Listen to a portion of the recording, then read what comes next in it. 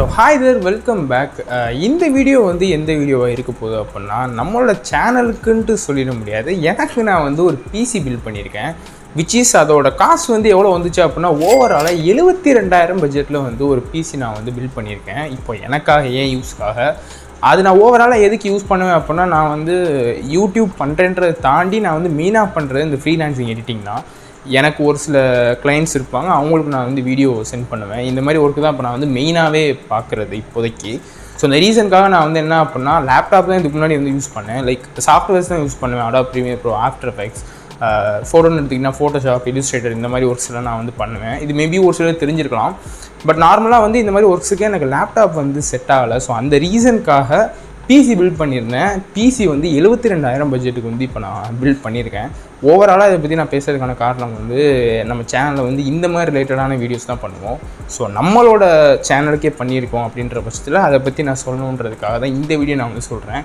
இதில் ஓவராலாக எவ்வளோ விஷயங்கள் நான் வாங்கியிருந்தேன் அப்படின்னா, 12 கேஜெட்ஸ் கிட்ட நான் வந்து வாங்கியிருந்தேன். லைக் பில்ட் பண்ணுறன்ற பட்சத்தில் அசம்பிள் பண்ணுறோன்ற பொழுது பார்ட்டாக வாங்கி அது எல்லாத்தையும் வந்து அசம்பிள் பண்ணி இந்த ஒரு பர்டிகுலர் பிசி வந்து நம்ம வந்து பில்ட் பண்ணியிருக்கோம். அது எந்த மாதிரி இருக்குது, நான் யூஸ் பண்ண வரைக்கும் வாங்கி நான் ஒரு 2-3 நாள் தான் ஆகுது. அது ஓவராலாக எப்படி இருக்குன்றதை நான் சொல்கிறேன், தெளிவாக சொல்கிறேன். ஸோ வளவலன்னு பேசுகிறோம்ல, லெட்ஸ் ஸ்டார்ட். ஸோ அதை பற்றி நான் டீட்டெயிலாக ஓவராலாக சொல்கிறதுக்கு முன்னாடி, இது வந்து நான் எப்படி ஃபஸ்ட்டு நான் வாங்கினேன் அப்படின்றது ஜஸ்ட் நான் வந்து ஷேர் பண்ணிடுறேன். இது வந்து லைக் நான் ஒரு 3 to 4 days முன்னாடி நான் வந்து வாங்கினேன். இப்போ தான் வாங்கினது, ஒரு 2-3 நாளைக்கு முன்னாடி தான் வாங்கினது. எனக்கு தெரிஞ்ச ஒரு 2-3 ப்ராஜெக்ட் தான் பண்ணியிருப்பேன். அதுவும் நான் ஃப்ரீலான்சிங் எடிட்டர்ன்றனால லைக் ஒரு சில ரீல்ஸ் மட்டும் எடிட் பண்ணேன் சம் கிளைண்ட்ஸுக்கு. 1-2 தான் எடிட் பண்ணேன், அது கூட பெரிய இது பண்ணல. பட் அதில் எந்த லேக் இஷ்யூவும் இல்லை. இந்த வாங்கின இந்த லிஸ்ட்டு தான் இருக்குது. இதில் வந்து ஒரு 12 கிட்ட இருக்கும். நான் வந்து ஒவ்வொன்றா சொல்கிறேன். ஸோ ஃபஸ்ட்டு வந்து என்ன அப்படின்னா, அந்த ஃபிங்கர்ஸ் கேஸு. இப்போ இதுக்கு வந்து ஒரு கேபினெட்டுக்கு வந்து ஒரு கேஸ் இருக்குது இல்லை முன்னாடி. அதுக்குள்ளே இருக்கிற விஷயங்கள் எல்லாமே ப்ராசஸர் இந்த மாதிரி விஷயங்கள்லாம் இருக்கும். அதுதான் மெயின் கான்டென்ட்டு. பட் இந்த ஃபிங்கர்ஸுன்ற இந்த ஒரு கைண்ட் ஆஃப் கேஸ் தான் நான் வந்து கிட்ட வாங்கியிருக்கேன். இதோட அமௌண்ட்லாம் நான் வந்து போக சொல்கிறேன். ஸோ இந்த ஒரு கேபினெட்டுக்குள்ளே தான் நம்ம என்னென்ன ப்ராசஸராக இருக்கட்டும், மதர் போர்டாக இருக்கட்டும், கிராஃபிக்ஸ் கார்டாக இருக்கட்டும், என்ன விஷயங்கள் ரேம், ரோம், இந்த விஷயங்கள் எல்லாமே இதுக்குள்ளே தான் இருக்கும். ஸோ கேபினெட் வந்து இந்த ஃபிங்கர்ஸ்லேருந்து வாங்கியிருக்கிறது. ஸோ மெயின் கான்டென்ட்டில் ஃபஸ்ட்டு வந்து மதர் போர்டு நம்ம வந்து பார்த்துருவோம். இந்த ஒரு பர்டிகுலர் மதர் போர்டு தான் நான் வந்து வாங்கியிருக்கேன். ப்ரோ சீரிஸோடது. லைக் B550M ப்ரோ VDH ஒய்ஃபைன்ற இந்த ஒரு பர்டிகுலர் மதர் போர்டு வந்து வாங்கியிருக்கேன். இது ரைசனுக்காகவே AMD மதர் போர்டு வந்து கொடுத்துருக்காங்க. அண்ட் அது மட்டும் இல்லாமல் ஏர் ஃப்ளோ ஆப்டிமைஸ்டு, இந்த மாதிரி ஃபேன்ஸ், இந்த மாதிரி விஷயங்கள்லாம் வந்து உங்களுக்கு கூலர் திங்ஸுக்கு. அதே மாதிரி இன்னும் உங்களுக்கு வந்து ஸ்பீட்லாம் வந்து உங்களுக்கு ட்ரான்ஸ்ஃபர் ஆகும்போது இன்னும் ஃபாஸ்ட்டாக இருக்கும். ஸோ இது எதுக்கு நான் வந்து சூஸ் பண்ணேன் அப்படின்னா, இது வந்து 3rd ஜெனில் இருக்கிற ரைசனோடதுன்னு நினைக்கிறேன், AMDயோடது. ஸோ இதில் வந்து என்ன அப்படின்னா, சாக்கெட்டு வந்து AM4 வந்து யூஸ் பண்ணியிருக்காங்க. பிசியை பொறுத்த வரைக்கும் மதர் போர்டு வந்து ரொம்ப important. Mother board, processor, graphics card, அப்படி பார்த்தா பிசியில் எல்லாமே முக்கியம்தான். பட் அதில் வந்து மதர் போர்டு வந்து ரொம்ப இம்பார்ட்டண்ட்டான ரோல்ன்ற மாதிரி சொல்லலாம். ஸோ அந்த ரீசனுக்காக மதர் போர்டு வந்து இப்படி வாங்கிட்டேன். ப்ரைஸ் எல்லாம் போக என்ன இருக்குன்னு சொல்கிறேன். பட் நான் வாங்கின மதர் போர்டு வந்து இந்த ஒரு மதர் போர்டு தான், நல்லா பார்த்துக்கோங்க. இது நான் பாக்ஸில் வந்து அன்பாக்சிங் பண்ணி எல்லாம் உள்ளே வச்சாச்சு ஆல்ரெடி. பட் பாக்ஸஸ் வந்து ஒரு சில பாக்ஸ் வந்து லைக் மிஸ் ஆகிடுச்சு. ஒரு சில பாக்ஸஸ் வந்து வச்சுருக்கேன், அது எல்லாத்தையும் காட்டுறேன். பட் இந்த ஒரு ப்ராசஸர் வந்து என்ன அப்படின்னா, ப்ரோ சீரீஸில் B550M ப்ரோ வந்து வாங்கியிருக்கிறது. இது வந்து ஒய்ஃபை, ப்ளூடூத் எல்லா விஷயங்களுக்கும் இது வாங்கும். அஃப்கோர்ஸ் மதர் போர்டில் தானே எல்லாமே இருக்குது. ஸோ அதே மாதிரி ப்ராசஸர்னு எடுத்துக்கிட்டிங்கன்னா, ப்ராசஸர் வந்து Ryzen 7 இருக்கிற 5000 சீரீஸ் வந்து நான் வந்து எடுத்திருக்கேன். 5700X வந்து எடுத்திருக்கேன். ஸோ இதுலேயே நான் வந்து கொஞ்சம் டீட்டெயிலாக எக்ஸ்பிளைன் பண்ணுறேன். இந்த ஒரு நார்மலாக எடுத்துக்கிட்டிங்க அப்படின்னா, ப்ராசஸர் பொறுத்த வரைக்கும் ஒன்று இன்டெல் எடுப்போம், இல்லைனா Ryzen எடுப்போம். நான் Ryzen எடுத்ததுக்கான காரணம், இது வந்து பட்ஜெட் வைஸ் என்ன அப்படின்னா கொஞ்சம் கம்மியான பட்ஜெட் கம்பேர் தான் நான் இன்டெல் சொல்கிறேன். அண்ட் அது மட்டும் இல்லாமல் என்ன அப்படின்னா, இந்த மாதிரி டிசைனிங், இந்த மாதிரி பர்பஸ், கேமிங், இந்த மாதிரி விஷயங்களுக்கு எல்லாத்துக்குமே கொஞ்சம் Ryzen இனிமேல் நல்லாயிருக்கும். அதாவது எப்படி சொல்கிறதுனா, Ryzenனையும் இன்டெல்லையும் ஃபர்ஸ்ட் ஆஃப் ஆல் கம்பேரே பண்ணக்கூடாது. இவங்க 2 பேரும் வந்து என்ன அப்படின்னா, ப்ராசஸர்னு எடுத்துக்கிட்டாலே இவங்க 2 பேரும் அடிச்சுக்க யாருமே இல்லை. இவங்க 2 பேர் மட்டும்தான் பண்ணுவாங்க, ஓகேவா? பட் இருந்தாலும் வந்து என்ன அப்படின்னா, இவங்க 2 பேர் பண்ணுறாங்கன்றதை தாண்டி ஒரு சில மாடல்ஸ் இருக்குது அப்படின்னா, அந்த மாடல் மட்டும் வேணால் நம்ம வந்து கம்பேர் பண்ணலாமே தவிர்த்து இந்த பிராண்டை வந்து கம்பேரே பண்ண முடியாது. ஸோ இதை வந்து நீங்கள் ஃப்ரீயாக விட்ருங்க. அண்ட் நார்மலாக நான் வந்து ஃபஸ்ட்டு நான் எப்படி யோசித்தேன் அப்படின்னா, Ryzen 5ல் 5000 சீரீஸ் எடுக்கலாம்னு நினச்சேன்.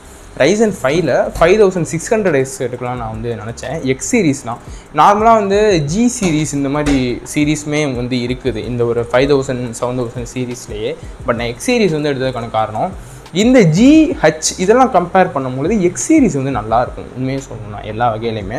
பட் அதுக்கேற்ற மாதிரி ப்ரைஸும் வந்து மற்றதை கம்பேர் பண்ணும்பொழுது இது எல்லாமே வந்து கூட. இந்த Ryzen 7 5700X வந்து எப்போ வந்துச்சு அப்படின்னா ஒரு 2 வருஷத்துக்கு முன்னாடி வந்துச்சு. பட் 5th சீரீஸ் வந்து எப்போ வந்துச்சுன்னு தெரில. 5th சொல்கிறது என்ன அப்படின்னா Ryzen 5 5600X எப்போ வந்துச்சுன்னு தெரில. பட் இந்த Ryzen 7 5700X வந்து ஒரு 2 இயர்ஸ்க்கு முன்னாடி வந்துச்சு. ஸோ ஓவராலாக எடுத்துக்கிட்டீங்க அப்படின்னா Ryzen 5 கம்பேர் பண்ணும்போது Ryzen 7 இருக்குது.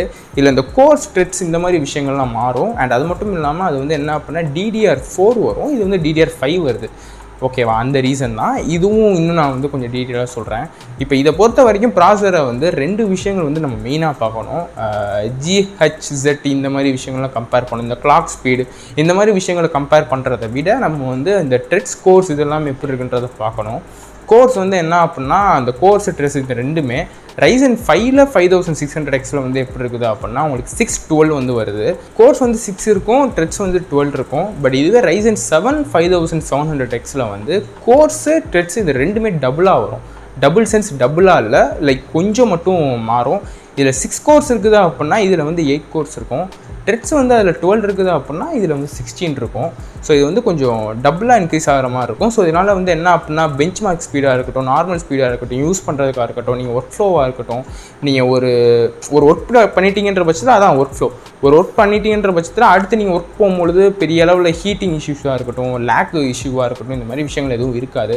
ஸோ நான் டிசைனிங் வேறு பண்ணுறேன்ற பட்சத்தில் டிசைனிங்னா நான் வந்து பேசிக் எடிட்டிங் தான் பண்ணுவேன். 3D பிளெண்டர் இந்த மாதிரி விஷயங்கள் கிடையாது. என்னோட மெயின் திங் வந்து ப்ரீமியர் ப்ரோ, DaVinci Resolve கூட நான் யூஸ் பண்ணதில்லை. Premiere Pro, Adobe After Effects, Illustrator, Photoshop இந்த ஃபோட்டோ திங்ஸை வந்து நம்ம டோட்டலாக வச்சிடலாம்.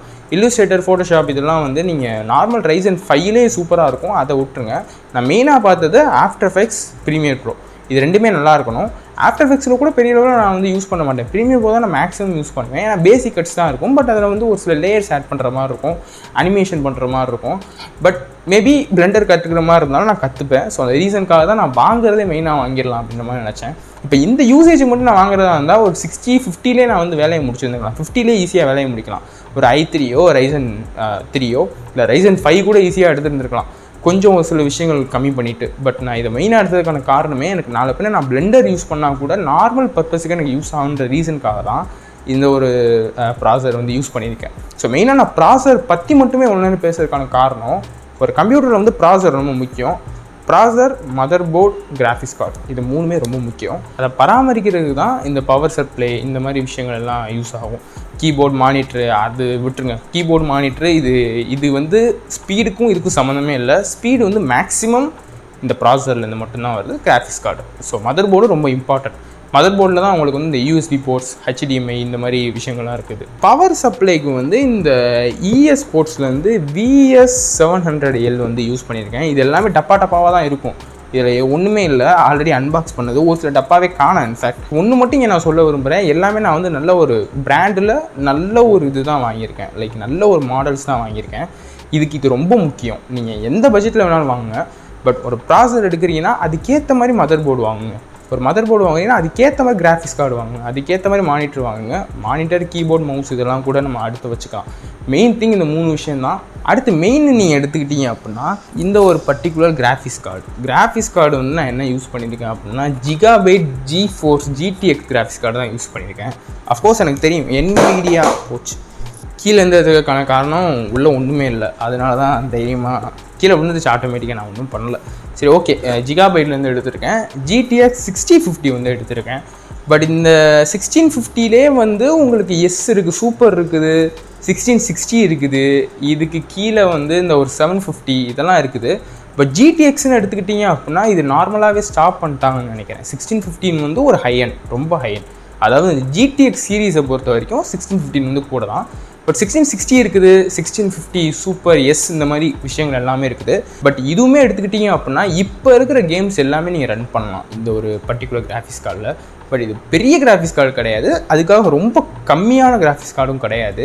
இப்போ வரைக்குமே நீங்கள் GTA 5 கூட 1080 பிரிண்டில் ஹை கிராஃபிக்ஸ் வச்சு விளாட்லாம், ஈஸியாக விளாட்லாம். ப்ராசர் அதுக்கேற்ற மாதிரி இருந்துச்சுன்னா, ப்ராசர் மதர் போர்டு ரெண்டுமே அதுக்கேற்ற மாதிரி இருந்துச்சுன்னா. ஸோ அந்த ரீசனுக்காக தான் இப்படி வாங்கினது. இன்னுமே நிறையா ஒர்க்ஸ் நான் பண்ணணும். அது பண்ண தான் எனக்கு ஸ்பீடே ஃபர்ஸ்ட் ஆஃப் ஆல் எப்படி இருக்குன்றது தெரியும். பட் நான் இப்போ டெஸ்ட் பண்ண வரைக்கும் ஒரு ரீல்ஸ் தான் நார்மலாக எடிட் பண்ணேன் ஒரு 2-3 ப்ராஜெக்டில். பட் நான் எவ்வளோ ஓவர்லேஸ் போட்டாலும் அதில் வந்து கொஞ்சம் கூட உங்களுக்கு வந்து லேக் இஷ்யூவே இல்லை. ரொம்ப சூப்பராக இருந்துச்சு எல்லா விஷயங்களுமே. பட் நான் இன்னும் பெஞ்ச் மார்க் டெஸ்ட் பண்ணி பார்த்தா தான் எஃப்பிஎஸ் கவுண்ட் என்ன இருக்குது, GTA 5 நான் ஏற்றணும். ஃபஸ்ட்டு காசு கொடுத்து தான் ஏற்றணும். அதனால தான் வச்சுருக்கேன் GTA 5 ஏற்றாமல். பட் அதையும் தாண்டி எனக்கு ஒரு நிறைய வேலை இருக்குது. நான் ஆல்ரெடி சாஃப்ட்வேர்ஸே இன்னும் நான் நிறையா ஏற்றணும். இப்போதைக்கு 2 சாஃப்ட்வேர்ஸ் தான் ஏற்றிருக்கேன், ப்ரீமியர் ப்ரோ, ஆஃப்டர் எஃபெக்ட்ஸும்.